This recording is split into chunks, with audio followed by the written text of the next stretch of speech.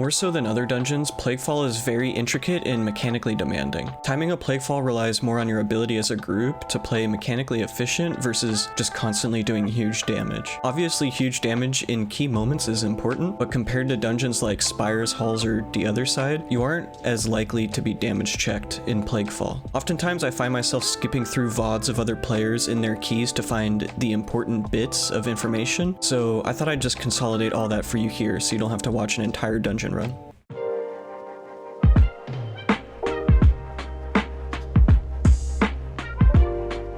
So let's just get right into it. Oftentimes groups will invis past those first mobs, and this first pull is pretty big and pretty awesome. We do the incinerator plus all of the slimes. This is a free pull if you have a Boomkin or really any uncapped class. On Tyrant, everything dies instantly as well. All the slimes only have 200k HP. This is also a pull where doubling up can be a huge time save. A Tormentor typically takes a minute or more at higher key levels, and a whole pull including slimes is basically a minute, so this saves us a minute overall in the key. As you can see on my ramp, I didn't get too many stacks. I was moving a bit too much, so that's a mistake I made, and I didn't really go into my final ramp with full AP, which is also a mistake. Here, I'm just baiting. It's really easy to bait as a Boomkin for your group, especially if you run with something like a Resto Sham who can benefit from planting and healing a bit more. So yeah, that's the first pull. Get Champ's Brand, you're good. For Plague Belchers, I like to let 2 sets of the ads come in before I cast Mass. Just so it's a little bit easier ad management, and then for the third ad set, if it's there, then you can Typhoon and Ursels. So you'll see I just rooted the 2 ad set, and we're just gonna kite and kill this mob. And for whatever reason, I'm checking my Soulbind. This next pull is a good example of how damage outside of your cooldowns should look as a Boomkin. As you can see, I Sunfire, and then I instantly try to get into an Eclipse, and then once I'm in my Eclipse, I turn on Starfall, and then I'm just moonfiring everything while I'm in Solar Eclipse. This is typically how boomies do their kind of thing. I could have done more damage on the group, but I was more focused on just making sure the pull went as clean as possible, so could have done better there. Also, if you have the Ursel's Vigor conduit, then you can really easy soak these as a bear. You see that did 13% HP. It was nothing. So pulling this red slime up to Globrog is a new strategy that's been taking place since the start of season 2. Quickly, people learned that the red aura that the slime drops actually also gives you a haste bonus in addition to the fleshcraft bonus. So you can double up on haste and just giga burn the boss. So you want to kill the plague binder here. You see I cycloned the slime so that cleave doesn't kill it too fast. That's pretty important. Cyclone can be really useful for a lot of bosses and a lot of just general little things in the dungeon. And when you kite this, you have to kick it all the way, otherwise it'll just keep casting in the back. And so that red slime that we're standing in gives us a debuff that you can see, and it also gives us haste in addition to the fleshcraft haste. So we're already at 213% haste with Lust, and we're just zooming on our damage on Globrog. And it's unfortunate that he stomped first because we lost some globals for our ramp. These first set of ads, typically you can have a monk or some other class do it. If you need to do them, then I would suggest casting Entangling Roots on one and mass rooting the other. If you entangle roots one and then you mass roots another, that doesn't take off the entangling roots. On Tyrant, typically you have to kill 2 sets of the small ads. Unless you can one phase the boss and get him to 20% by the time he summons the ads, then it's just, you're not gonna do it, really. You just kill the ads. Another thing, Bear here is really good for Plague Stomp. And the boss is sub 20 right now. I have 10 seconds on my entangling roots. Just gonna get out of danger. Cast Mass on that one, and then I'm gonna cast normal roots on the next slimes. So I remass here on that slime, and then I cast Entangling Roots on the other slime. And the boss is already dead anyway, so those were kind of wasted globals, I guess, because the boss was dead. But we're fine. 230 on a Tyrant 26 Globrog is really good. Also, as a Boomy, always hang out with Tubbins and Gubbins if they spawn. It's just giga-damn that you're missing out on. So from Globrog to Dr. Ickis, there aren't really any huge pulls here to help your overall. Because of this, you just kind of want to send your CDs on cooldown where you see you'll have the most value. We have both Combust and Jwen up right now, and Bone Dust is on 3 seconds left, so this pack's just gonna get absolutely deleted by the other 2 DPS, so I'm actually gonna hold for the next pull.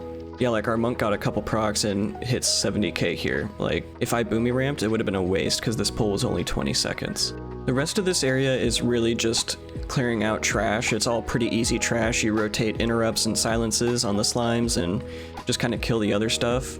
So it's really not too important to go over.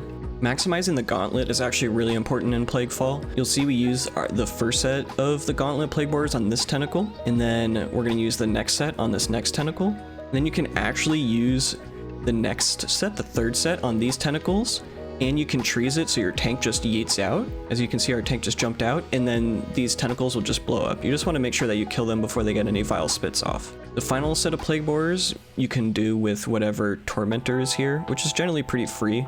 This is where my cooldowns typically line up as well, so I typically try to pop here and just get the Tormentor down fast. We only got 1 Plague Borer into the Tormentor, so popping here actually pretty helped.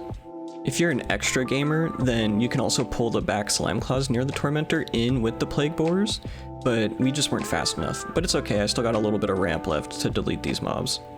Sometimes mid-dungeon, you use your last pot, so you gotta buy them really fast. Here's a really good trick to skip Blightweaver. So if you stand right here, you can just wait for your poison debuff to fall off and invis past, whether with a belt or with an invis pot. And what we do is we do a double pull for the platforms here. Pretty straightforward. Just pull the far platform to the left platform and you're goody. So we go and do this Tormentor before we do Dr. Ickis just so we can get the power faster. I typically like to have my cooldowns for this Tormentor just to delete it faster so our healer doesn't have to use as many healing CDs on it. It's really useful to do this just so you can have your cooldowns up the first platform of Dr. Ickis. And then you can actually come and do this third pack that we skipped because it also has a red slime and you can stand in the red slime goop to phase Dr. Ickis faster. So the red goop is down and Dr. Ickis jumps right to us when we finish the pack, which is perfect timing. Now we just stand in the goop and we're gonna bark here momentarily just so our healer doesn't really have to spend anything and he can just pump down. Yeah, so we're just standing in this with a cool 88% haste, which is really high. Just doing our normal dam. Everybody's doing dam. You don't want to use cooldowns at the very start of Ickis because there really is no damage check at this point in the boss, and the platforms are the slowest part of the boss. I actually didn't bark while standing in the red, which is kind of a mistake. I should have really done that. So make sure you do that. I like to roar our group first. Another really important part of Boomy utility here is Typhoon and in mass rooting. This purple slime. So you Typhoon in mass root that purple slime, because ideally it never comes into combat with you guys, because that gives a damage debuff to the boss so that the boss doesn't take as much damage and it just slows your entire run. So right here we pop our cooldowns, and what we want to do is we just want to help on the bomb, but then we want to pump everything into the boss. You see I even tab targeted Star Surge to the boss there, and I'm mostly ramping on the bomb and then saving my AP for the boss because we just want to quickly make Ickis go to the next platform as fast as possible. That's a Boomy's job in this fight. A Boomy's job in this fight isn't really to kill a bomb. And I got greedy and forgot to reroute that because I was in the end of my ramp, but it's okay. We got it out and we rerouted it. Now we just dodge, help out with the bomb, and that's about it. And kill the boss. Ickis is down, now we're in this area. You can pull double defender onto this tentacle just to make things a little bit faster, and you just need to make sure that you have things like Dragon's Breath, Sweep, Typhoon, all those things up so that the shields don't last too long. I see that our monk is just about to pop off on all these 50% HP mobs, so I save my cooldowns for the Tormentor, which is unfortunate in terms of our overall for the dungeon, but at the end of the day, it's you do what times the key, you don't do what does the biggest dam. Sometimes those coexist and other times they don't. Here we're popping on Sagadon, we're ramping, just ramping. This is kind of our pack. We don't do too much damage here, but it's good damage. After killing all the trash in front of Domina, now it's just fighting Domina.